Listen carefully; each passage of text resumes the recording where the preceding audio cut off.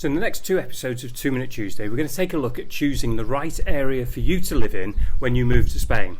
Now, it's very, very easy to fall in love with the villa, the blue sky, the blue pool. You've got the sun on your back, beautiful gardens. But is its location actually suitable for you? For when you come to live here 24/7, 365 days of the year. Many of my clients here in the Hondón Valley are not, say, first-time buyers here in Spain. Their first purchase has been perhaps the Spain that they know from their holidays, the Spain that they know from the coast. But is that really suitable for when you actually choose to come and live in Spain full-time? So in the next two episodes of 2 Minute Tuesday, we're going to give you some pointers to hopefully put you in the right direction in order to make the correct choice when it comes to living in Spain full-time. So welcome to episode 124 of 2 Minute Tuesday with Hondón Valley Homes, where we start to look at helping you pick the right area to choose to live in when you come to move to Spain.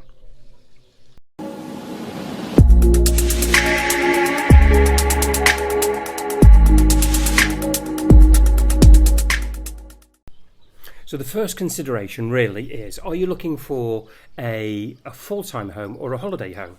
Now, the reason I mention this is that as an agent, we have many clients who purchase in the Hondón Valley, but they've initially purchased somewhere else before. So, for example, they move here from the coast. Now, if you buy a property on the coast, it's probably because this is the Spain that you remember from your childhood holidays, or you've been holidaying recently there. However, this is not maybe the Spain that you could choose to actually live in. Now, I'm not going to knock the coast, but if eating fish and chips in Bobby's bar is something that you're looking for, then perhaps maybe inland isn't what you're going or should be going for. If you're looking for a holiday home and you want lots of things on your doorstep and you don't mind putting up with a few more tourists, a bit more traffic or noise for a few weeks of the year, then obviously the coast is definitely for you. If you're maybe looking for a holiday apartment, then the coast is where you need to look. But if you're looking for a little bit more space and a property that make into a family home, then perhaps venture a little bit further inland and you may be surprised what you'll find.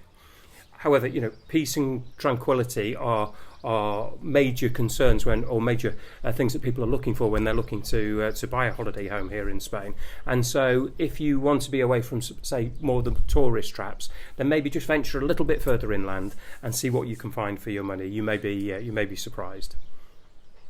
So the next consideration is going to be, do you prefer the sea or do you prefer a swimming pool? Now, this is really something that you need to have a think about and consider. Obviously, you can have both. Now, if you zoom in on, say, Google Maps on the coast, you'll find that the vast majority of swimming pools are either belonging to hotels or they are what we call communal pools that are open to residents of a residential block or area, and they're a shared pool for the community. Now, there are benefits to this because you don't need to personally maintain the swimming pool in a communal area. It's looked after by the community. However, it does mean that you do have to pay in terms of community fees for the swimming pool. Now, if you're looking for a private pool, then you need to venture maybe perhaps a little bit further inland, where you'll find that the land is both less expensive and you'll get a slightly larger plot for your money. And here you'll find that there are more privately owned pools as opposed to communal pools.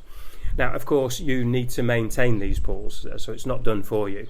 And the good rule of thumb is that during the hottest 4 months, it needs to be cleaned every week and the chemicals maintained.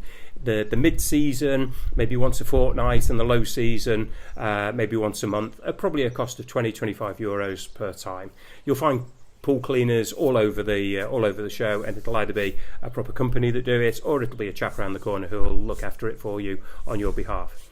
However, if you are planning to live here full time and you're, let's say, used to cutting the grass on a Sunday morning in the north of Europe, then what you're going to basically do is swap cutting grass on your Sunday morning and cleaning the pool. And trust me, it's not a bad job. You stick your earphones in, you listen to a podcast, you spend half an hour cleaning your swimming pool, and if the pool's warm enough in the summer, you get the benefit of jumping in it when you're finished. Okay, the next thing that I think people should consider is the location of medical facilities. Now, of course, medical facilities wherever you live are important.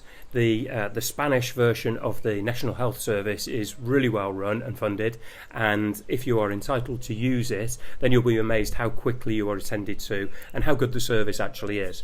in the Hondón Valley here where we're based, we're served by two doctors in either of the Hondón villages. We have a brand new hospital with an emergency centre in Aspe, which is about 15 minutes away, as well as a state-of-the-art, very new hospital in Elche, which is about 20 minutes away.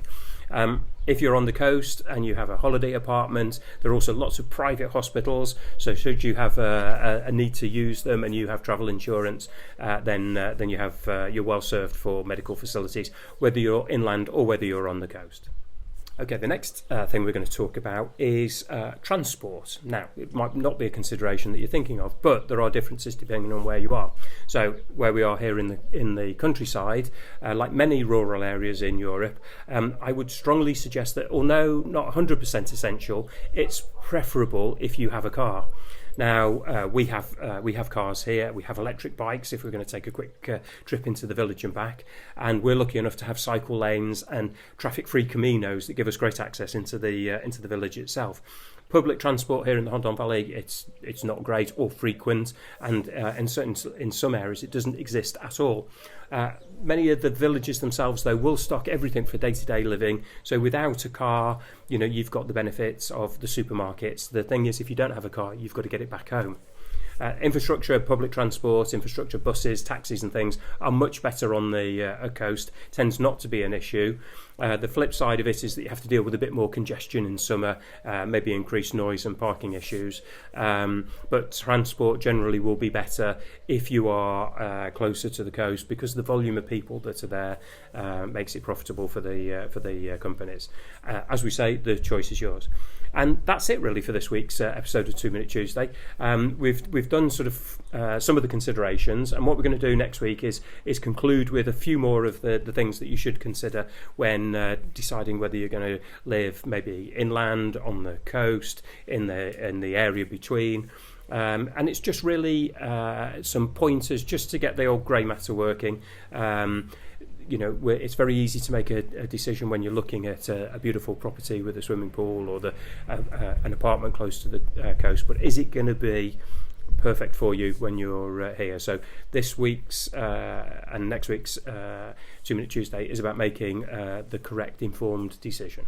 So until the next episode, we look forward to seeing you for the next one of 2 Minute Tuesday. Until then, adios.